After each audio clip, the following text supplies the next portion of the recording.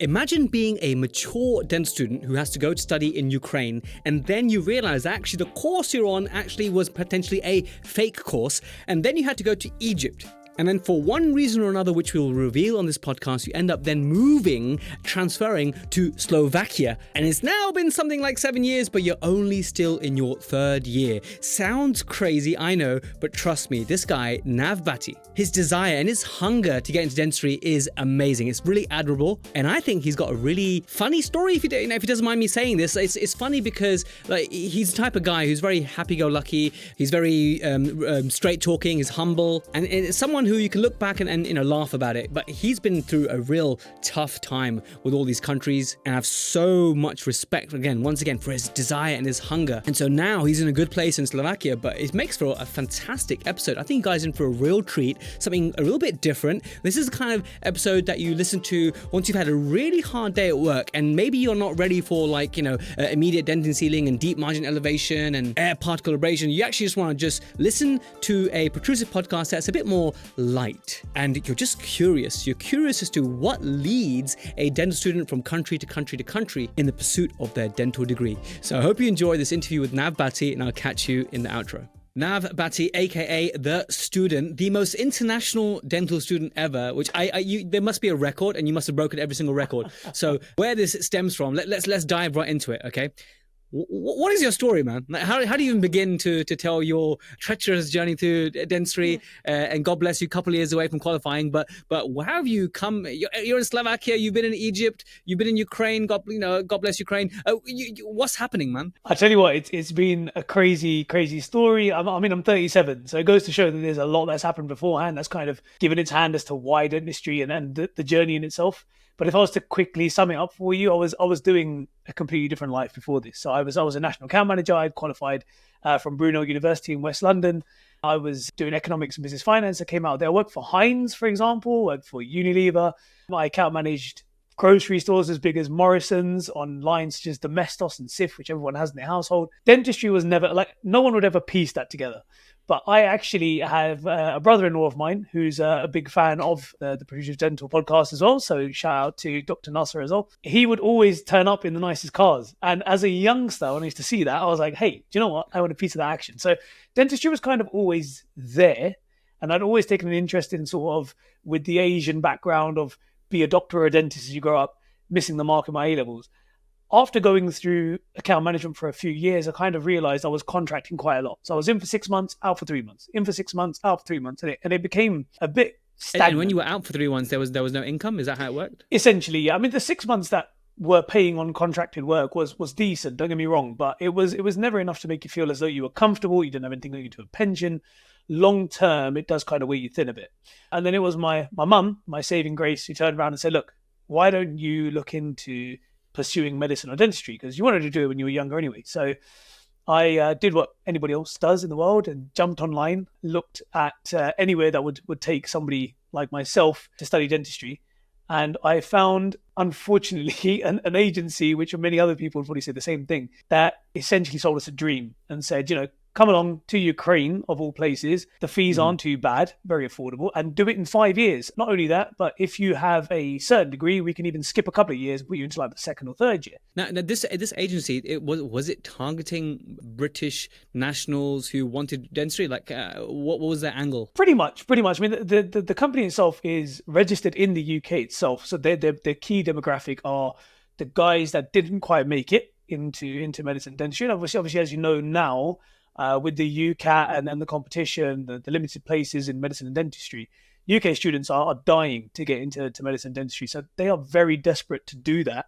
And I feel they do prey on that. I wouldn't really say they use it as a target audience. They kind of see it as that's their food, really. So it's sad. And what year was this now? Because obviously with what's happening with Ukraine, Russia, I mean, what year was that? And also, you must have considered like Valencia and Debrecen is another one in Hungary, right? That's quite a popular one. So why did you choose Ukraine? Again, what year was it? Okay, so this was 2018. And the reason why was very simple. With the places like Spain, Hungary, etc., you're not going to get anything for less than sort of 14 grand up, right? I know, for example, annually. Annually, that's correct, yeah.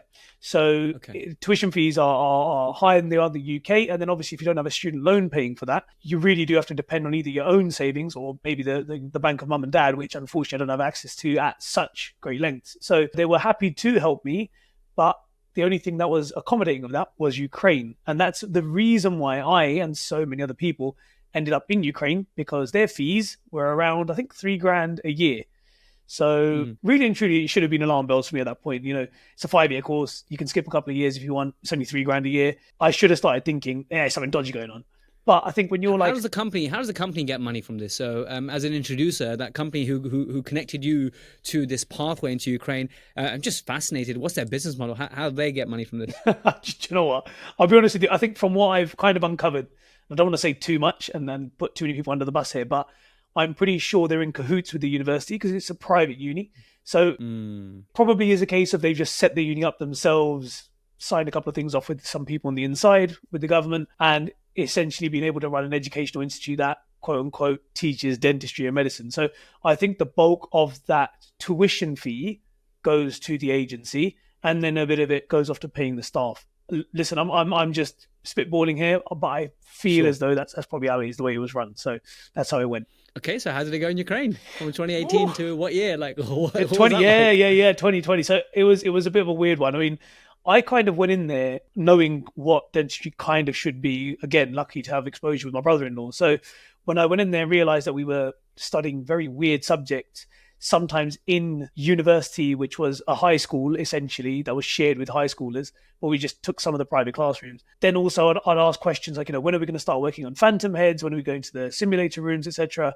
And because I never got any answers for that, and it was kind of like, oh, next year or next semester, I kept on digging. I'm quite tenacious when it comes to that. I quickly realized this isn't a real university, so to speak. So Oh how it my went, goodness. how it went in Ukraine was terrible. Best way to describe it: we were doing online classes before COVID, for example, which was like a thing for them.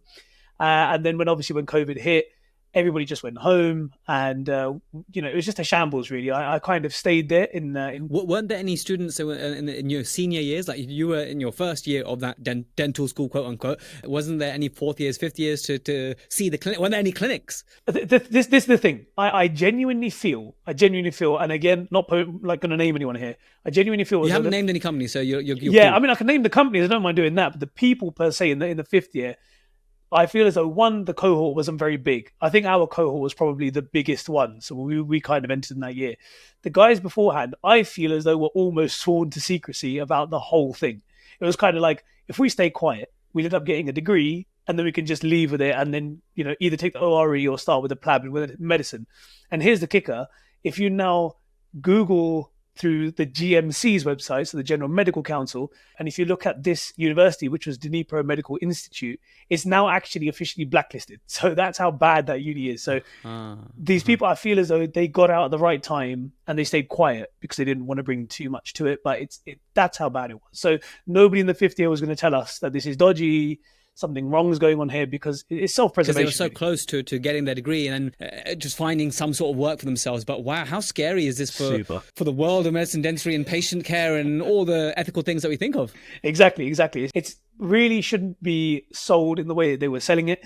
And to be honest with you, that the quickest piece of advice I can give for anybody who is even trying to start on that journey: don't do what I did. Don't just take someone's word for it, but go out to the country. It might be a bit of a headache, but it's worth it. It really is, because I didn't do that, and I regret it really. So I think this will help someone. Like loads of people, as you know, want to do dentistry, as you said, and then they're kind of looking at their options. And then so just if it sounds too good to be true, it probably is. Like with everything in life. But in your position, I totally feel for you, man. Like you wanted to save some bucks, which I totally understand because of the position you're in. yep. And what a disappointment that ended up being. And then COVID came. So what then happened? Was Egypt the next step, and how did that happen? So this is the thing. I mean, I feel as though, thank God, God's always watching, and I feel as though I really was put on a path. So there was myself, one other guy out of our entire year group, in fact, out of our entire university, that kind of was taking dentistry a little bit seriously. So we ended up getting a private tutor who's from Syria, so Dr. Khalid, the big mentor of mine, and we would essentially pay out of our own pocket to get work with him. He was the only guy that had a simulator-esque lab within his own clinic. and he was teaching us. In Syria? He's from Syria. No, he had it in Ukraine. So he'd moved over to Ukraine and Okay. he was kind of like teaching there. And I think he was a lab tech / dentist at the same time. So it's Ukraine, anything goes. So he kind of became quite close, became good friends, I'd say. And then I sort of said to him, look, this is the situation. I'm worried. I then understood, by the way, you have to also realize something. In my naivety, I completely didn't have a clue about the ORE.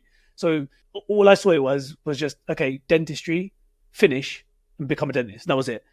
As you stay in places like Ukraine, you start realizing, okay, I actually have to do an ORE. Okay, the ORE is not actually that easy. So I need my education to be good. So these are the reasons why I was trying to find answers. So anyway, Dr. Khalid was the guy that turned around to me and said, look, if you're really looking to take it serious, there's only 2 countries in the world I recommend that you go to. And one was Egypt and the other one was Lebanon. So of all places, I was thinking, right, well, yeah, I'm not going to do Lebanon, just with all the situation that's going on over there. Despite the Lebanese food culture and, and allegedly the women, but, I can't say much about that. So, but yeah, no, I was told that, Egypt was the place to go. So I researched heavily into that, and the issue that then becomes quite a bit of a trend later on with Egypt, they're terrible with emails, they're terrible with phone calls. So I had very limited information, and then kind of got to a point where I was like, right, I need to just go out there and see it for myself. So we skipped down to, I think, the end of 2019. Out of my entire cohort and everyone from year 1 to year 5 at the time, bear in mind, I think I was in year 3 then, I was basically the heretic of university, going around telling everyone, like,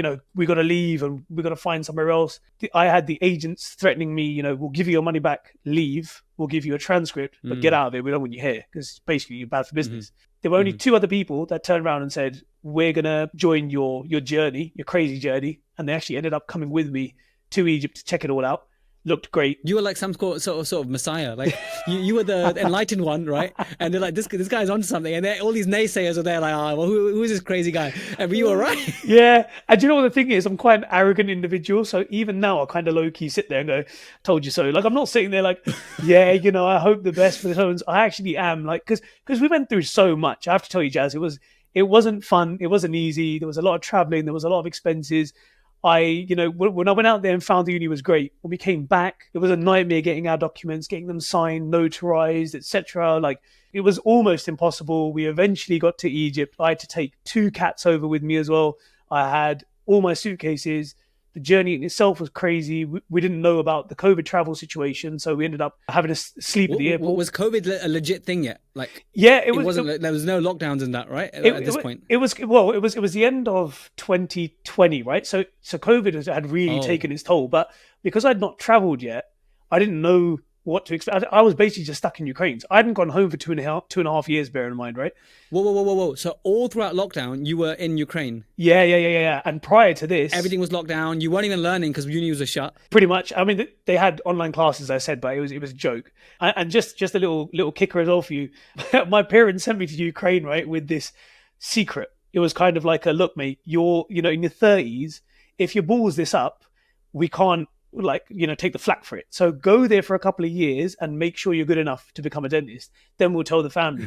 So for 2.5 years, I hadn't seen my siblings. And there were all sorts of rumors, like, is he dead? Is he married off to someone and not told the family? Is he in prison? Is he this? Is he that? And I had to just keep it quiet with everyone. So it was this really awkward. This is getting, with respect, this is getting hilarious. Yeah, it is. I'm actually loving it. The story's wild, I'm telling you. And I'm giving you the top line of it. But it was insanity in its finest. And I couldn't really communicate with anyone but my parents in the UK. So I had, I was playing in a football team before I went to Ukraine. And I'm AWOL from there. So they're like, where the hell's this guy gone? Obviously, I was working before that. Where's he gone? Friends, all the rest of it. All of a sudden, I'm just non-existent. So, I'm out. Why couldn't you tell people that, hey, you know what, I'm just going to take like a kind of sabbatical and do like this educational journey? Was there like a taboo thing, or was it like you want to come back and surprise them, like, hey, look at me, Sonic 3 has come, kind of thing? Like, I guess that would have been really nice. But the honest truth was just, I think my parents' fear factor and mine as well, collectively, I think what we didn't want to do, because obviously dentistry is a completely different beast. But what I didn't want to do is kind of go there, spend a year or two and tell the whole world, yeah, I'm doing this, and then God forbid fail and come back. And with all due respect, in the way that our culture is set up, unfortunately, it can be quite judgy. The last thing that you want is kind of like, look at you, tried it at your 30s and you got nowhere with it. As I said, what were you thinking, whatever, that kind of stuff, that kind of mentality. Exactly. Bad duas and stuff, and like Precisely. nazar and all that kind of stuff, evil eye, that kind of stuff, for those who know. Exactly that. Not even going to try to sugarcoat it, but that's basically what it was. So, I mean, if anything, it kind of forged me into the resilient person I am today, and I thank my parents for that. Thank God for that as well. But again, we were taking it to the end of 2020. I remember we got to Kiev airport to leave to go to Egypt for our first trek there to see what it was like, and we got to the front of the queue, and they were like, "Right, where's your COVID papers?" And we were like, I can still remember, and my friend would vouch for this. I kind of tried to be the big man, and I was like, we're from the UK, we have a British passport, like, surely we're fine. And they were like, it doesn't work like that, mate. Like, get in line. We can reschedule your flight for tomorrow. You need a 24-hour COVID test. So we had to sleep in the airport that night, get a COVID test, go the next day, missed our hotel, had to rebook. Crazy stuff. But we saw Egypt for what it was. But at this point, you'd agreed with the Egyptian university that you're going to enroll and it's going to happen, kind of thing. No. This is what I meant earlier. They're terrible with emails. So communication, they're rubbish. So you legit thought, okay, Ukraine's not working. You need to take massive action. I love people who take massive action. And you decided, okay, me and the only two guys who believe me are going to go. Everything's on you now because these guys are like, okay, I'm just following Nav, right? So you're there with the two cats, the two suitcases, whatever, and with two guys, everything's in two. It's like Noah's Ark, except with everything like in cats and suitcases and stuff, right? And you're trying to get to Egypt and be like, hey, just knock on the door, be like, hey, I'm a couple of dental students here. Like, was that the plan? Essentially, I think we were so desperate. When you get this desperate, you just end up doing crazy stuff. So I remember we went there. They've got like a foreign students office. We met with the president of the office, and she was like, yeah, you guys, no problem. Just bring us your documents. We'll get you in. So we were like super happy. We ended up kind of going back. As I said, it was a headache getting our documents. We eventually got everything, and then we flew out. And then when we went there, that's when it just turned to rubbish. So I think we got there in I want to say around it was New Year's. Sorry, it was New Year's 2021.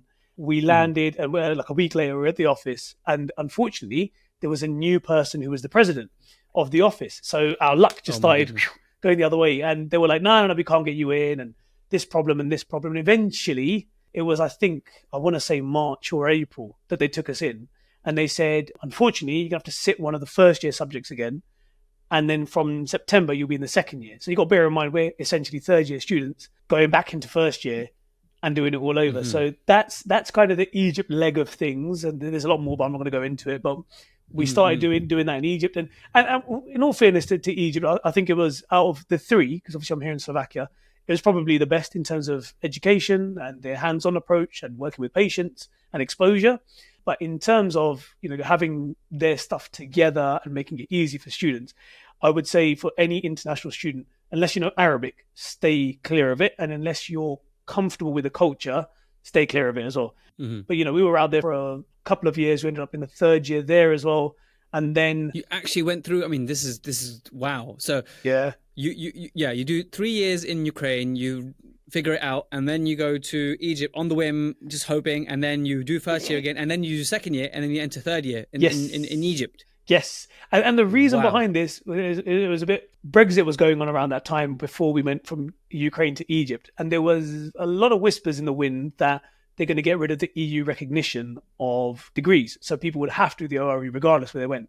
So that's why we ended up with Egypt, because we said, well, if we have to do it anyway, we might as well go somewhere where we're going to get the best education. Probably our fault, because we didn't really read between the lines. It wasn't, it was more whispers, but it wasn't anything official. And obviously then we found out they'd extended it for another 5 years and EU recognition was still on the table. So that's why when we were in the third year, we thought, right, we can do fourth year, fifth year, sixth year in Egypt still, because you need to do 6 years there. So it's a 6-year course in Egypt? Yeah, it's officially a 5, but you have to do your 6th as an internship, which is just basically working with patients all day, just to receive the degree. So that was the thing in our head. We were like, we can do the extra 3 years in Egypt. Sorry, between 2 and 3 years for the ORE on average. So it's anything between 5 or 6 years till we're completely registered in the UK. And there's a risk of failing. And then there's the fees and the GDC. And then you're not working with any patients in that time. So there were a lot of advantages and disadvantages of it. Or we can skip town, start again in the EU. So that's why we're now here in Slovakia. Was this your idea again, Nav? Unfortunately, Was this your idea again? Unfortunately, yeah.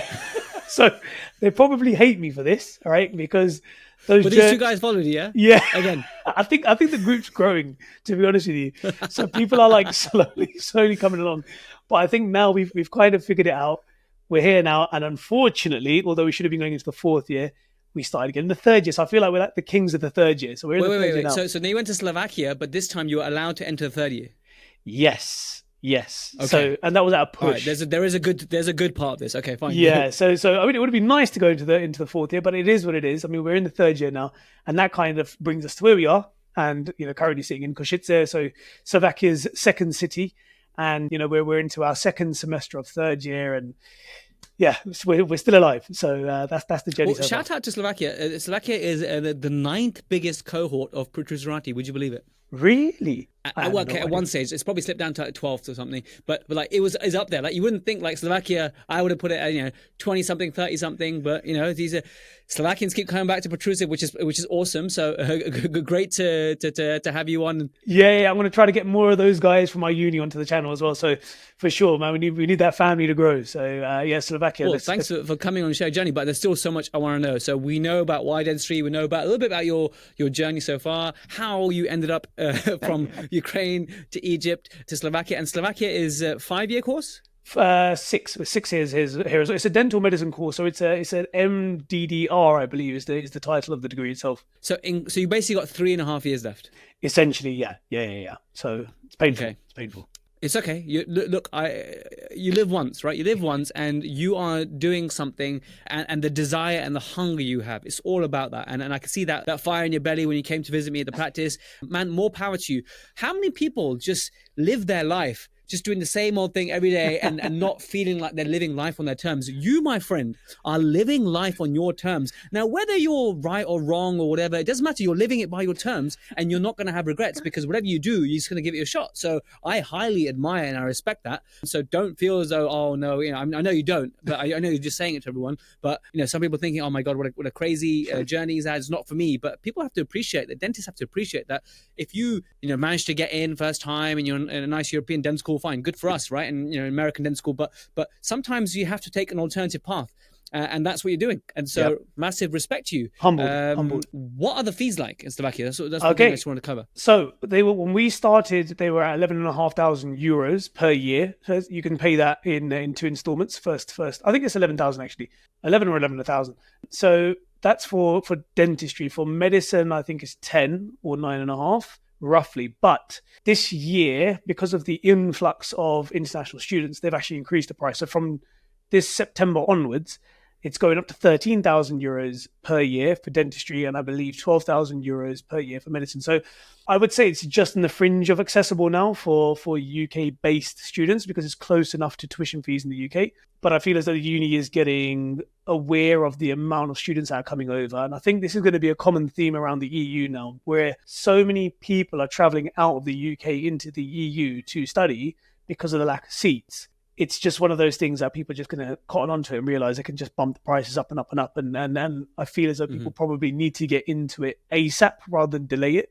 But obviously don't want to rush a decision as big as this either. And you have to do the course in English, Slovakian? Like, how does that work? Yeah, so quite fortunate. So Egypt was officially a English taught subject, or a taught course even. But because of the majority being Arab students, the teachers would naturally just speak Arabic.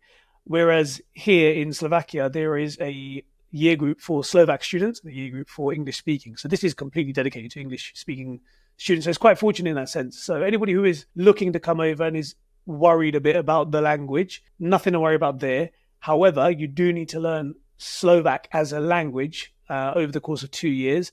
And that's basically infused into the core of your subjects that you have to pass before you get your degree. But it's pretty easy. Why not? If you're living in a country for that many years, why not learn the beauty of their language and appreciate the culture? Sure. How many languages do you speak? So Urdu and Punjabi, they're interchangeable, but I would say those two roughly. And I speak English, of course.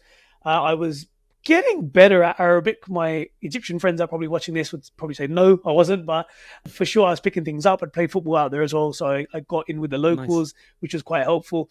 I would say those are kind of the 4 or 3.5 that I can speak. And then obviously now I'm learning Slovak, but I'll be completely honest with you, it is insanely hard. I think Russian was easier because we were learning Russian when we were in Dnipro in Ukraine. That was easier than Slovak. Slovak is crazy difficult. So anybody who is trying to come here, be warned. But as for me, yeah, those are the subjects that I can speak. Fine, no, more power to you. Learn Thank Slovak, you. my friend. Why not? Well, if not now, then when, right? There you go. So, but based on those, like recently I was in Valencia. I was at the European Alliance Society conference. We're doing an IPR workshop, and Nice. I love how they say Valencia. They say Valencia. Valencia, it yeah. was pretty cool. Valencia, it was pretty cool. And then I remembered that lots of dentists were DMing me saying, "Hey, I went to uni here. Hey, I went to uni here." Oh. So lots of people end up going to Valencia or Debrecen. Maybe I'm saying it wrong. Maybe it's in Hungary. Now I know you touched on already, but the fees, are they that much different to the Slovakian fees? And so what I'm trying to get to is, before you considered Slovakia, what was the sort of decision matrix that you made to choose Slovakia rather than potentially Valencia, Hungary, some of these Czech, I don't know, some of these other places? Yeah. I think most of it is budget wise. So Czech, I think, was around 15K in euros, that is, per year. Don't quote me on these figures. Spain, for a fact, was either Madrid or Valencia. I can't remember which one I called, and they said 21 grand a year. Poland was about 14 to 15 grand as well. And then the other thing is as well, my decision was kind of driven by the unis accepting transfers as well. So this is like the big filter, if anything. If I was a fresh student going in, I think it'd be a bit more easy for me to kind of find a country that works for me, and I'll just take it from there and start from fresh. But because of me coming from Egypt, so they're not on the ECTS system, the European Credit Transfer, something, whatever it is, I had to go in with their credits, which may not be recognized. So it was really narrowing down the filter. So I worked with an agency called Europe Studies. So they were very helpful. There's a lady there called Evie. I think she's based out of Greece. And she kind of did all the legwork and said, this is the uni that's really going to work. Other than that, I can't guarantee you a transfer anywhere else. And I thought, I've done this for years now. The last thing I want to do is have the hope of going somewhere great, like Spain, for example, but then they say, you got to start from the first year, it would have just killed all of us. So that's kind of the driving factors. One is the budget, and two, just to make sure that they would take the transfer. Now, that was the reason why we ended up where we are now. So 2 of you went from Ukraine to Egypt. How many went from Egypt to Slovakia in your year? So in total, there was 3. So there was 3 in the first instance. So myself, 2 others from Ukraine to Egypt. And then there ended up being 4 from Egypt to Slovakia. So now there's 4. So God forbid there's any more moves, but if there were, it'd probably be 5, and then so on and so forth. Wow. Okay, so what is your advice then in terms of, Ukraine is pretty much, in such a sorry state, God bless it. Obviously, it's not something that you can really consider. They're probably not even running unis there at the moment with the war and stuff, so that's not an option anymore. What has your experience of Slovakian dental school been like, and how much clinical exposure do you get? And it sounds like, from your instant stuff, that you're fairly happy, actually. Yeah, I would say that. Overall, I'm very happy with the university in itself. The experience I'm getting is great. It's again, because they teach dentistry not essentially as a BDS, but as a doctor of dental medicine. They've really, really incorporated a lot of medical subjects into our degree. For example, I've studied neurology, not just, neurology with the trigeminal nerve as the main focus point, and that's it, but more so neurology as a whole, where we've been looking at gynecology, for example, which you'd almost argue you could teach that as part of maybe internal med, but not entirely its own subject. We're doing ophthalmology, for example. The list goes on. So there's a lot of medical related subjects. So for those that are looking to come over, you just got to bear in mind, the first 3 to 4 years is you're almost a medic, if that makes sense. But then kind of into the 4th year, they introduce you to the patients. So as of next year, officially, I'll be working with patients. And I've validated that myself. I've gone to classes where 4th years are sitting and they're working on patients. The classes are a lot more smaller in comparison to maybe Egypt, where there were 20, 25 of us, 2 professors walking around, and then about 100 patients waiting outside the door. Here it's a lot more, I would say intimate. It might be you and 2 others, and then your professor or your teacher working on a patient, taking turns and working your way through it. Again, I would find it very hard to compare any country thus far with the practical experience that we had in Egypt. But I do believe that what they teach in Slovakia in terms of that hands-on practical experience is enough to get you going for your first year as a trainee dentist in the UK, eventually when that time comes. And also I've heard from friends that you can actually sign up with the local dental hospitals that the university has affiliations with and work there in emergency hours. You won't get paid for it, but you'll get the exposure to loads of extractions, emergency temporary fillings, all the rest of it. So in that sense, there is enough here to provide you with what you need if you seek it. And I think that's a common theme as well with universities generally. They don't spoon feed you everything, but if you ask for it, they usually do help. So this is no exception. So when you finish the 6th year in Slovakia, your plan is to come back to UK? Finally, yes, that is the plan. I mean, I hope you get to taste that moment that day. And then does that involve ORE for Slovakian trained? Yeah, thank God it's one of the exceptions. So on the GDC website, there's an annex. So there's a PDF that you can download. I pretty much know it back to front now. I've seen it so many times, where it gives you the list of exceptions or list of universities and their degree titles from the EU that are exempt from doing the ORE. And this would be one of those. That may change. That's subject to change. I highly doubt it. I think the way that dentistry is in the UK and the NHS crisis and just generally, me personally, I would say I don't think that it would change. I've kind of spoken to the likes of Eddie Crouch on Twitter, for example. We've had like informal to and fro's. I think he is of the same thinking as well, that although they can talk about it, whether they'll get rid of that exemption list, it's highly unlikely.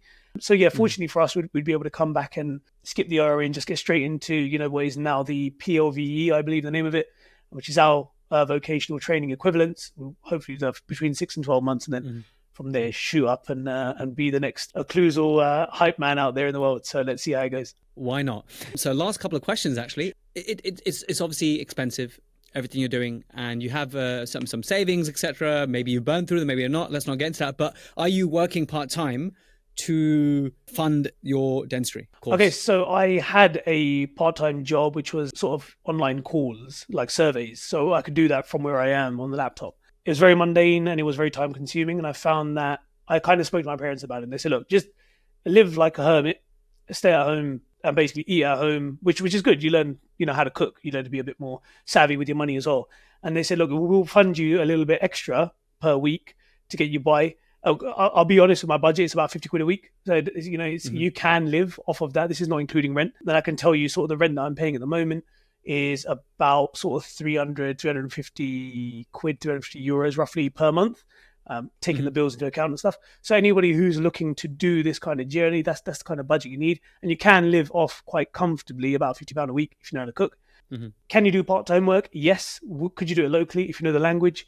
Otherwise, just find maybe something that you can do on a laptop or remotely, so long as it's not eating into your education. And I think that's my parents' biggest worry was, we don't want you to be distracted so much just trying to earn a living. We'd rather take the sacrifice and that you succeed here, and then later on you can just pay it back. So that's kind of the agreement we've had. But anybody who is looking to do it, the options are there. Very nice, and I wish you all the best with that. Now, one thing we're all dying to know is, which is the best night out?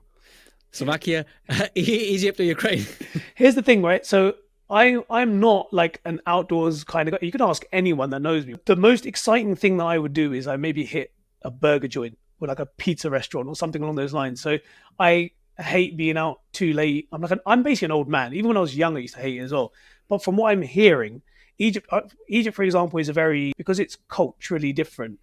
Men stick with men, women stick with women. There's curfews, people don't go out too late. It's like cafes, like small cafes. Yeah, I can imagine a good night out in Egypt is like being in a cafe, doing shisha, some dates, and just watching the sunrise in the early morning. That's what I think people do there. They drink their green tea or whatever, Pretty much. That's pretty much how it is, and they love their football. So that's kind of their culture. Ukraine, I would say that the students that were there used to speak quite highly of it, but again, it was the cities that we went to. You got to bear in mind as well, like Dnipro is not Kiev, Košice is not Bratislava, for example. So we're kind of like, away from all the fun stuff. But I guess it really, really comes down to your cohort. So if you are, alongside other people that you can get along with, so internationally, and they speak English, you're English speaking, you probably have a good time here as well. I know a lot of people go out to the local town centre here and have crazy nights out, and they say it's very safe. So if you ask the guys and the girls, they'll all say it's very safe here. I've had people saying that they feel safer here than the UK, so which I don't think is very hard nowadays anyway. So I'd say in terms of the night out, I think Slovakia at the moment probably takes it just because of what I'm hearing from everyone. But for me, a good night out is, as I say, pick up a slice of pizza somewhere and just go for a walk. So I'm a bit boring in that sense. Just answer this one. In terms of food, where was the best? Egypt. Have you not seen that? Oh man, you got to see this. I've done a video of this, right? And there's a picture of me in Ukraine, and I'm like in shape. I look great, right? And then there's a bit of cutaway to me in Egypt, And I don't know, I think I put on something around 15 kg in that time in Egypt. The food's insanely good. The problem is everything's cheap as well and accessible. So food-wise, Egypt, nights all out. that shawarma and everything. Yeah, for sure. I was like getting in there with all the like restaurant owners as well. So everything was discounted. So the place called Chicken Works out there with Farouk used to give me 20% off. I love that guy. But if I have any heart-related issues, it's his fault. So I'm just saying that now. Amazing. Well, Nav, you answered these big questions I had for you. Thanks for sharing. Thanks for make yourself vulnerable to share your journey. Thanks for inspiring so many people. Thanks for just telling us the truth. And one of the reasons I was happy to connect with you is I'm watching some of your videos, your real talk. I love it. I feel like you're at this point now. You've been through so much. So you know what? You're just going to enjoy it. You're going to speak your heart. You're going to get out this the other side and you're going to be, okay, I gave it my best shot. So what are the final words or reflections that you have for the Protruserati listening and watching who thoroughly enjoyed, I'm sure, learning about your very fascinating journey? And we all wish you the very best in getting your dental degree. I just say to everyone that is listening, first and foremost, just that was very lovely of you. Already, that's I'm going to keep that, save that, and probably play it over whenever I'm feeling down. So thanks very much. I would say to anyone listening and whoever's kind of in your family of things, which I relate to massively, I would say it's just never too late to follow anything you're doing, be it dentistry, be it outside of that. If there's any decisions that you have in life, just don't let the naysayers dictate as to what decisions you make in life, and rather kind of just own it. Sometimes it works, sometimes it doesn't, but if we don't try, we never get. And in all honesty, I think you don't look at these big people, such as yourself, even you're a massive inspiration to so many people out there. You could even say you're just a dentist and no one would have ever known you, but then you took that step to go out there and do what you're doing now. And 17, 18,000 subscribers on YouTube and so many following you on social media, you took that step. So everyone can do it, and it's just one of those things that I feel as though don't let people make you feel as though you shouldn't be doing it.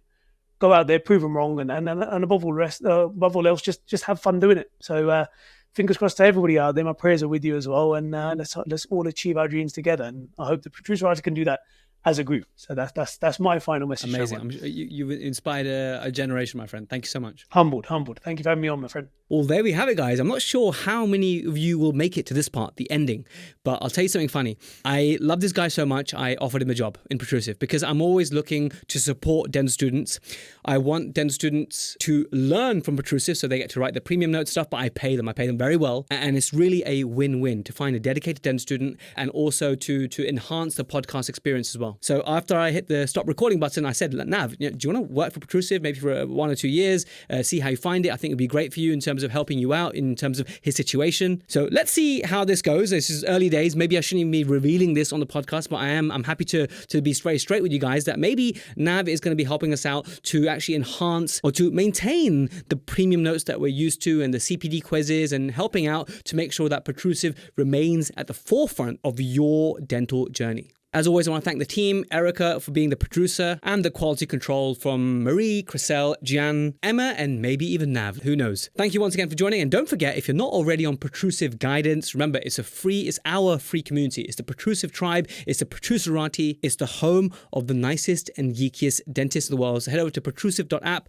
request to join. We are quite strict about who joins. Make sure that you are definitely who you say you are. So it takes a little while to get in, but once you're in, it's a nice, warm, and fuzzy community of dentists learning and sharing and connecting from all over the world. Thank you so much for listening again to this Interference Cast, and I'll catch you same time, same place next week. Bye for now.